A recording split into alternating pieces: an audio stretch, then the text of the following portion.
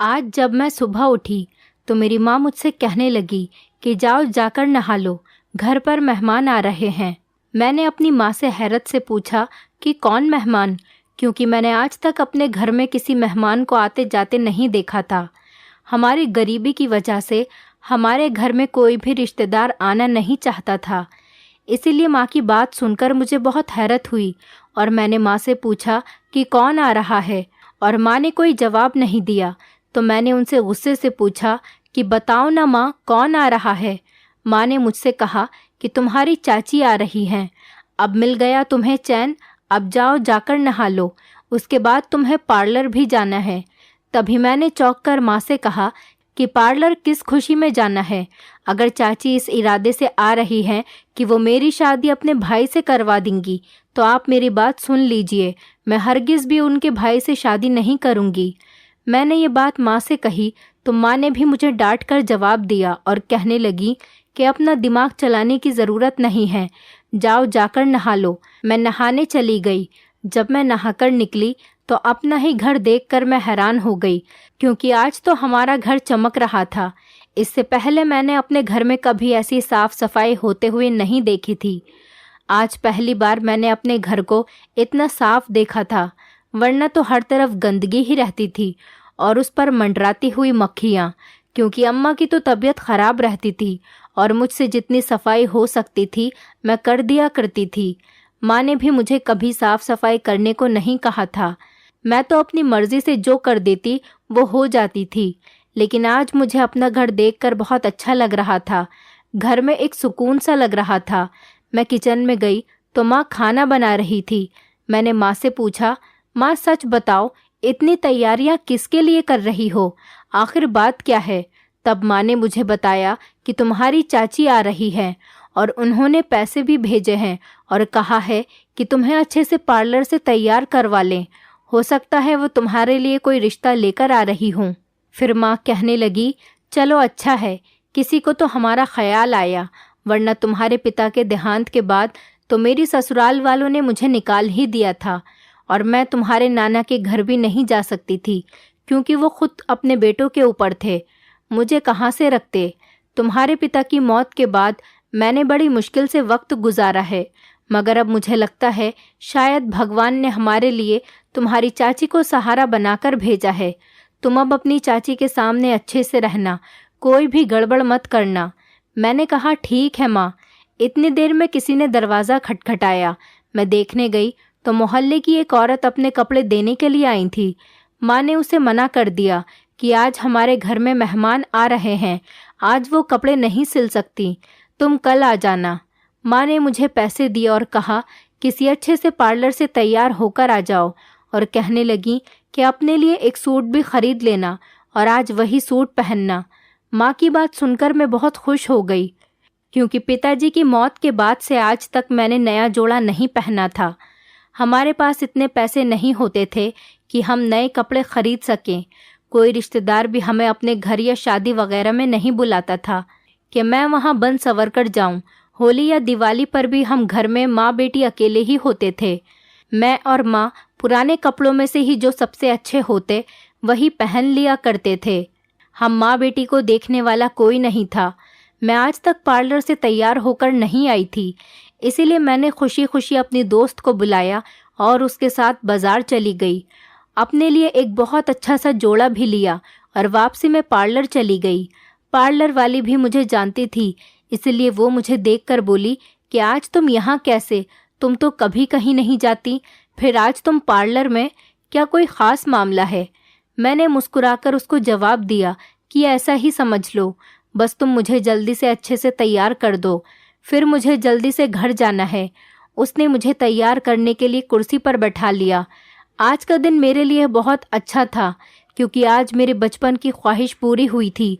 क्योंकि मैं बचपन से ही सोचती थी कि मैं अच्छे अच्छे कपड़े पहनूं और पार्लर से तैयार होकर आऊं, लेकिन हमारी गुर्बत की वजह से कभी मेरी ख्वाहिश पूरी नहीं हुई थी।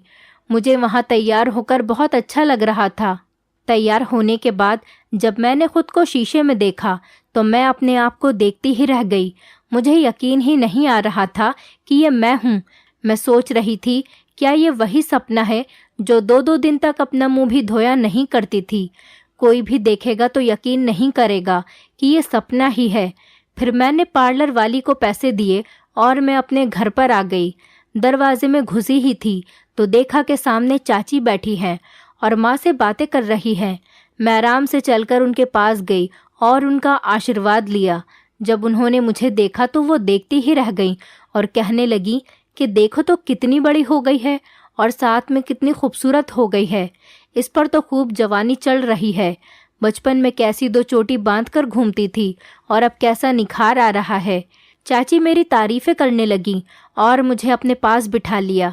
लेकिन चाची सिर्फ अकेली ही थी, उनके साथ में और कोई नहीं था। मैं सोचने लगी, अगर चाची अकेली आई हैं तो उन्होंने मुझे इतना तैयार क्यों करवाया, क्यों इतने पैसे भेजे और नया सूट दिलवाया। फिर मैंने सोचा कि खैर छोड़ो, मुझे इन सब बातों से क्या, आज तो मुझे नया सूट और मेकअप करने को मिल गया, मेरे लिए तो यही बहुत है। मैं चाची से बातें करने लगी। रात के खाने का समय हो गया था। माँ ने मुझसे कहा कि सपना, खाना लगा लो। मैं खाना लगाने के लिए उठी तो चाची ने मेरा हाथ पकड़कर मुझे अपने पास बैठा लिया और कहने लगी कि सपना इतनी अच्छी तैयार हुई है, इतना अच्छा सूट पहन रही है, इससे कोई काम करवाने की ज़रूरत नहीं है। अगर ये काम करेगी तो इसका मेकअप ख़राब हो जाएगा। मैं तो पहले से ही कामचोर थी। चाची की बात सुनकर उनके पास ही बैठ गई। अम्मा ने मुझे खा जाने वाली नज़रों से देखा, फिर खुद ही खाना लगाने लग गईं। मुझे तो बचपन से ही घर के कामों में कोई दिलचस्पी नहीं थी।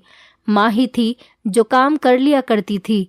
अगर ज़्यादा होता तो मैं घर की साफ सफाई कर दिया करती थी, वो भी हफ्ते में 1 या 2 बार, क्योंकि हमारे घर में था ही कौन, सिर्फ मैं और मेरी माँ। 2 लोगों का काम ही क्या होता है। माँ खुद ही खाना बना लिया करती थी जो 2 या 3 दिन चल जाता था। इसीलिए मुझसे खुद भी कोई काम करना नहीं आता था। हमारा ज़्यादा खर्चा नहीं था, लेकिन जो भी था वो माँ काम करके पूरा करती थी।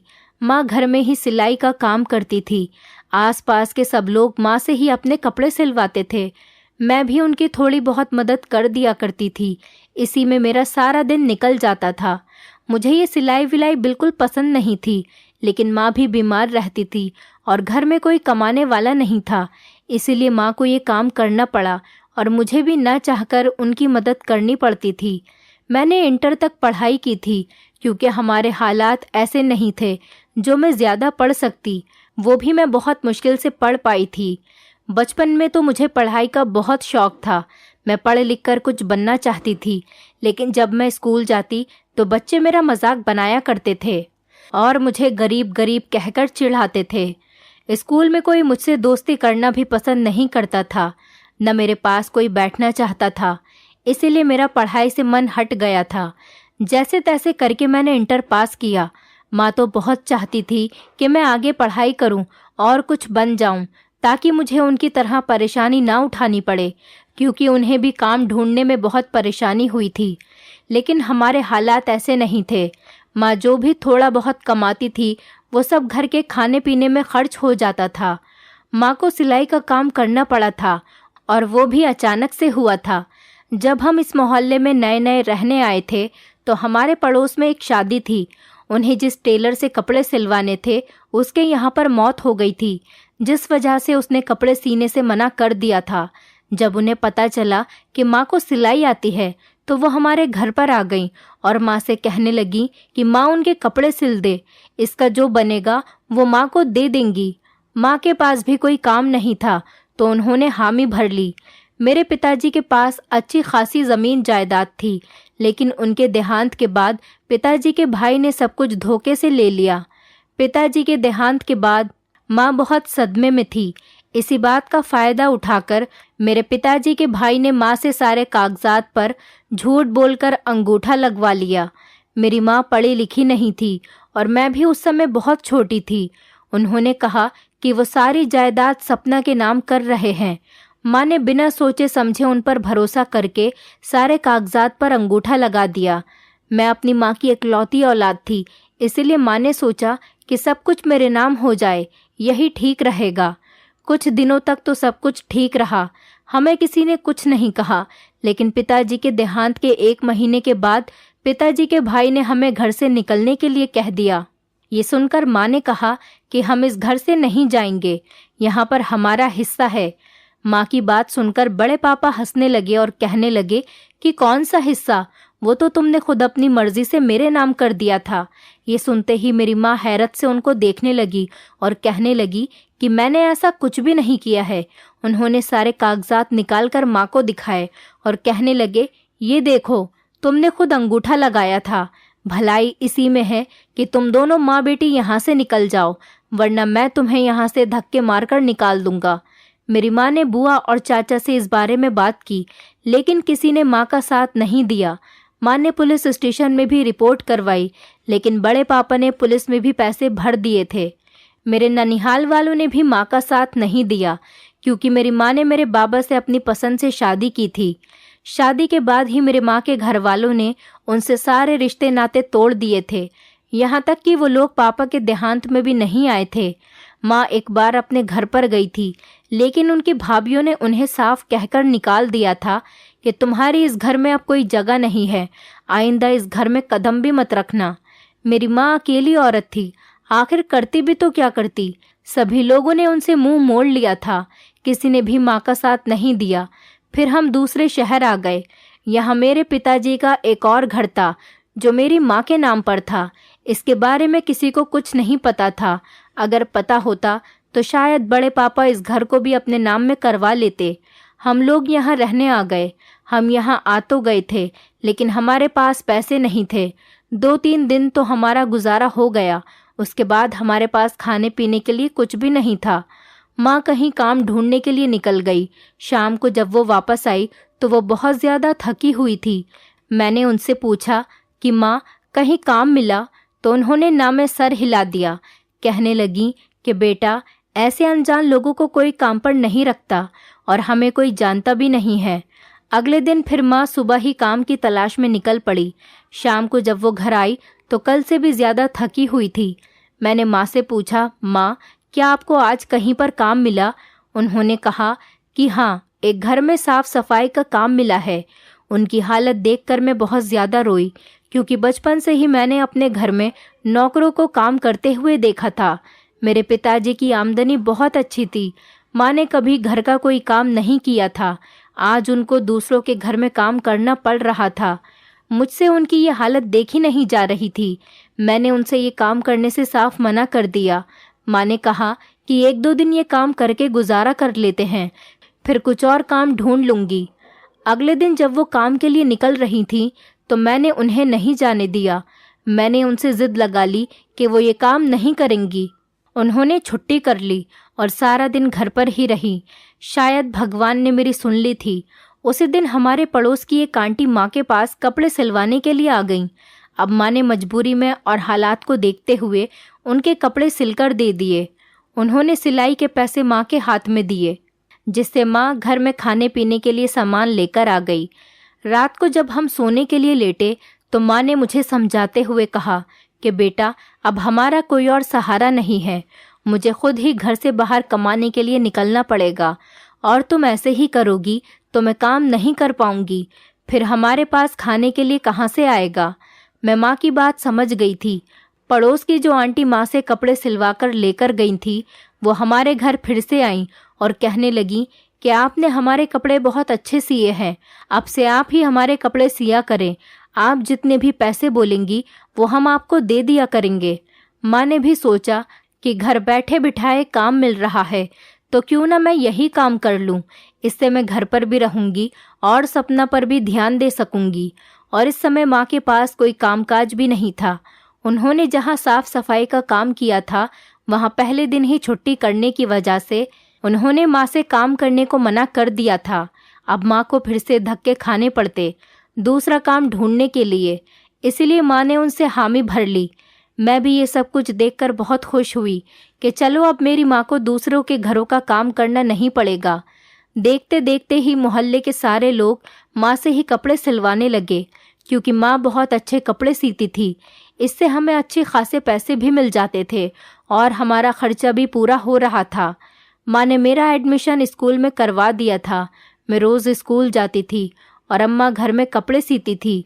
स्कूल में सब बच्चे अपने घर से बहुत अच्छा खाना लेकर आते थे, लेकिन मेरे पास ना पैसे होते थे और ना ही खाने के लिए कुछ होता था। ये देखकर सारे बच्चे मेरी बहुत मजाक बनाते थे। इसी वजह से मेरा स्कूल में दिल नहीं लगता था। अब तो मेरा स्कूल जाने का भी मन नहीं करता था। मैडम भी हर समय मुझे डांटती रहती थी। जैसे तैसे करके मैंने इंटर किया और घर में माँ का हाथ बटाने लगी। इसके बाद घर में चाची ने आना जाना शुरू कर दिया, जो कि हमारे लिए बहुत हैरत की बात थी।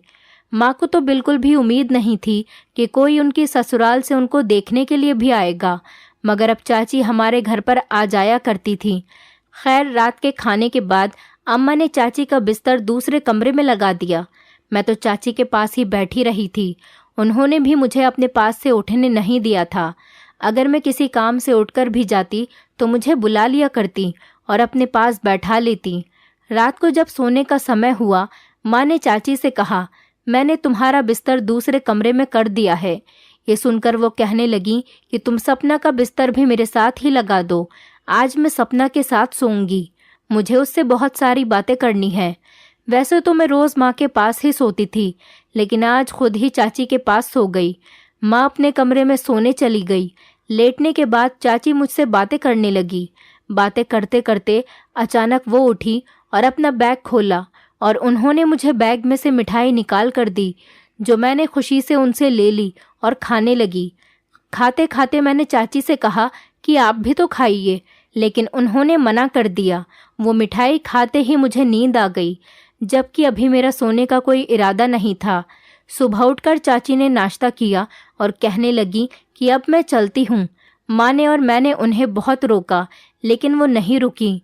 उनके जाने के बाद माँ मुझसे कहने लगी कि खामखा इतना झंझट किया तुम्हारी चाची ने तो कोई भी रिश्ते की बात नहीं की।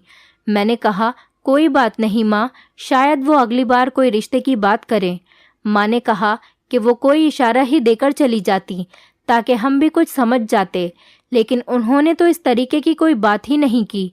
मैंने कहा, माँ तुम फिक्र मत करो, वो अगली बार ज़रूर रिश्ते की कोई ना कोई बात करेंगी और उन्होंने कहा है कि वो जल्दी ही वापस आएंगी। वो हमारे लिए बहुत सारे गिफ्ट्स लेकर आई थी। उनके जाने के बाद मैं उसे देखने बैठ गई। वो मेरे लिए बहुत सारा सामान लेकर आई थी। अब मुझे उनके दोबारा आने का इंतज़ार था ताकि मेरे लिए कोई अच्छा सा रिश्ता बताएं। मेरा इंतज़ार जल्दी ही ख़त्म हुआ। वो 1 महीने के बाद फिर से हमारे घर आई। आने से पहले ही उन्होंने पैसे भेज दिए। कहा कि सपना को अच्छे से पार्लर में तैयार करवा देना और अच्छा सा जोड़ा पहना देना। माँ ने ऐसा ही किया। उन्हें इस बार पूरा यकीन था कि इस बार चाची मेरे लिए कोई न कोई रिश्ता लेकर ज़रूर आएंगी। तभी तो इतनी ताकीद से कहा है कि इस बार सपना को पहले से भी ज़्यादा अच्छे से तैयार करवाना। मैं माँ की ये बात सुनकर शर्मा गई, क्योंकि मैं भी चाहती थी कि जल्दी से जल्दी मेरी शादी हो जाए। मैं अपनी ज़िंदगी से बहुत बोर हो चुकी थी। मैं माँ से पैसे लेकर पार्लर चली गई और जब पार्लर से तैयार होकर घर वापस आई तो चाची घर पर ही बैठी थी। मगर जब मैंने देखा कि इस बार भी वो अकेले ही बैठी है तो मैं सोच में पड़ गई। फिर मैंने सोचा कि हो सकता है कि पीछे से कोई आ रहा हो। मैंने बातों बातों में चाची से पूछा, लेकिन उन्होंने कहा कि वो तो अकेली ही आई हैं। उनकी ये बात सुनकर माँ और मैं दोनों ही हैरत में पड़ गए। हमें कुछ भी समझ में नहीं आ रहा था कि आखिर ये हो क्या रहा है। जैसे तैसे हमने अपने दिल को तसल्ली दी, मगर दिल फिर भी बेचैन था। इस बार भी चाची ने मुझे अपने साथ सुलाया और मुझे ऐसे ही मिठाई खिलाई जैसे पहले खिलाई थी। मैंने सोचा, हो सकता है चाची ये सब कुछ मेरी मोहब्बत में कर रही हो सकता है उन्हें अपने किए का एहसास हो गया हो और जो उन्होंने बचपन में मुझसे छीना है, चाहती हूँ कि वो सब कुछ मुझे वापस मिल जाए। इसीलिए वो मुझे तैयार करवाती हैं और नए नए कपड़े दिलवाती हैं। यही सोचकर मैं सुकून से हो गई। इस बार भी सुबह उठते ही वो वापस चली गईं और मैं उन्हें रोकती रह गई, लेकिन इस बार भी वो जल्दी ही आने का वादा करके गई थी। मुझे यकीन था कि वो ज़रूर आएंगी। अब तो ऐसा ही होने लगा। महीने 2 महीने बाद वो हमारे घर आ जाती और आने से पहले वो मुझे तैयार करवाना नहीं भूलती थी। मुझे भी अच्छा लगता था जब मैं नए नए कपड़े पहनती और मेकअप करके आती थी। हर समय तैयार होकर रहना अब मेरी आदत बनती जा रही थी, लेकिन हर बार वही होता था। चाची हमारे घर पर आती और आने से पहले मेरा मेकअप करवाती, मुझे अच्छे से तैयार करवाती थी और रात को हमारे घर रुकती, मुझे मिठाई खिलाती थी और सुबह होते ही चली जाती थी। अब तो हमें उम्मीद ही नहीं थी कि वो मेरे लिए कोई रिश्ता लेकर आएंगी। हमने तो अब इस बारे में सोचना ही छोड़ दिया था। इस बार जब मैं पार्लर तैयार होने गई तो पार्लर वाली ने मुझे देखकर अजीब सा मुंह बना लिया और कहने लगी कि तुम ये काम क्यों करती हो, तुम गलत काम छोड़ क्यों नहीं देती। मैंने हैरत से उसकी तरफ देखते हुए पूछा कि कौन सा गलत काम और तुम किस बारे में बात कर रही हो। मैं समझी नहीं। उसने मुझसे फिर से वही बात कही, अभी भी तुम्हारे पास वक्त है, तुम ये काम छोड़ दो वरना तुम्हारी किसी अच्छे घर में शादी नहीं हो सकेगी। मैंने कहा, तुम ये क्या कह रही हो, मुझे तो कुछ भी समझ में नहीं आ रहा, खुलकर बताओ आखिर तुम कहना क्या चाहती हो। मगर उसने मुझसे कुछ नहीं कहा और मेरा मेकअप करने लगी। मैं तैयार तो हो गई थी लेकिन मेरे चेहरे का रंग उड़ गया था। मैं उस पार्लर वाली की बात के बारे में सोच रही थी कि आखिर वो क्या कहना चाहती है और मैंने ऐसा कौन सा गलत काम कर लिया। मैंने तो किसी के साथ कुछ भी नहीं किया, फिर वो किस बारे में बात कर रही थी। यही सोचते सोचते मैं घर पहुंची, लेकिन अभी चाची घर पर नहीं आई थी। मैं चाची के बारे में सोचने लगी कि वो क्यों बार बार हमारे घर पर आती हैं और वो हर बार एक ही काम क्यों करवाती हैं। क्या वो कुछ मेरे साथ गलत कर रही है? क्या पार्लर वाली भी इसी बारे में बात कर रही थी? लेकिन उसे कैसे पता चला? फिर अचानक मेरे दिमाग में एक आइडिया आया। मैं अपनी दोस्त के घर गई और उससे उसका मोबाइल ले लिया। उसने मुझसे पूछा कि मुझे मोबाइल क्यों चाहिए। मैंने उससे बहाना बना दिया कि मुझे कुछ काम है।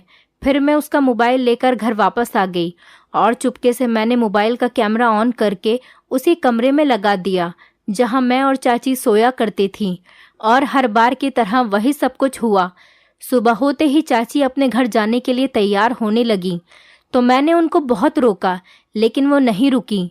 उनके जाने के बाद मैं कमरे में गई और मैंने मोबाइल से वो वीडियो निकाल कर देखी जो रात में बनी थी। ये देखते ही मेरे पैरों तले ज़मीन निकल गई। मैं सोच भी नहीं सकती थी कि चाची मेरे साथ ऐसा कर सकती है। मैं वो मोबाइल लेकर पार्लर वाली के पास गई और उससे पूछा कि तुम्हें इन सब के बारे में कैसे पता चला। तो उसने मुझसे मोबाइल लिया और फेसबुक खोलकर दिखाया और कहने लगी कि तुम्हारी चाची तुम्हारी अश्लील तस्वीर खींचकर मोबाइल पर डाल देती है और वो लोगों को तुम्हारी तस्वीर भी भेजती है जिसके उन्हें पैसे मिलते हैं, और वो लोग एक वीडियो बनाते हैं जिस पर वो एडिट करके तुम्हारा चेहरा लगा देते हैं। तुम्हारी चाची इतने दिनों से तुम्हारा इस्तेमाल कर रही है, तुमसे पैसे कमा रही है। मैंने अपने दोस्त की मोबाइल से वो वीडियो डिलीट की जिसमें चाची मेरी फ़ोटो निकाल रही थी और मैं घर वापस आ गई। मैंने माँ को भी सारी हकीकत बता दी। ये सुनकर माँ को झटका लगा। वो कुर्सी पर बैठ गई और कहने लगी कि मैं तो सोच रही थी कि तेरी चाची को अपने किए का पछतावा है, इसीलिए वो हमारे घर पर आती जाती है, तेरे साथ इतनी मोहब्बत से रहती हैं, लेकिन वो तेरे साथ ऐसा गलत काम करेगी मैं सोच भी नहीं सकती थी। अगली बार जब चाची घर पर आई तो मैं घर के कपड़ों में ही थी। चाची ने मुझसे कहा कि ये क्या सपना, तुम तैयार नहीं हुई। तब मैंने चाची के मुंह पर उनके पैसे दे मारे और उनसे कहा कि मुझे तुम्हारी सारी सच्चाई पता चल गई है। अगर अपनी भलाई चाहती हो तो आज के बाद मेरे घर में कदम मत रखना, वरना मैं तुम्हें पुलिस के हवाले कर दूंगी। ये सुनकर वो मुझसे माफ़ी मांगने लगी और रोने लगी। अब मैं उनकी बातों में आने वाली नहीं थी। हमें अपने अपनों पर इतना भी भरोसा नहीं करना चाहिए कि वो हमें कब धोखा दे रहे हैं और हमें पता ही ना चले। उसके बाद वो चली गई और कभी वापस नहीं आई। मैंने भी माँ से सिलाई सीखकर कपड़े सीना शुरू कर दिया और अब हमारी ज़िंदगी अच्छे से गुजर रही थी। दोस्तों, उम्मीद करती हूँ आपको हमारी कहानी पसंद आई होगी। कहानी पसंद आई है तो वीडियो को लाइक करें, चैनल पर नए हैं तो चैनल को सब्सक्राइब करें और हाँ, नोटिफिकेशन बेल को ज़रूर दबाएं ताकि अगली अपडेट सबसे पहले आपको मिले।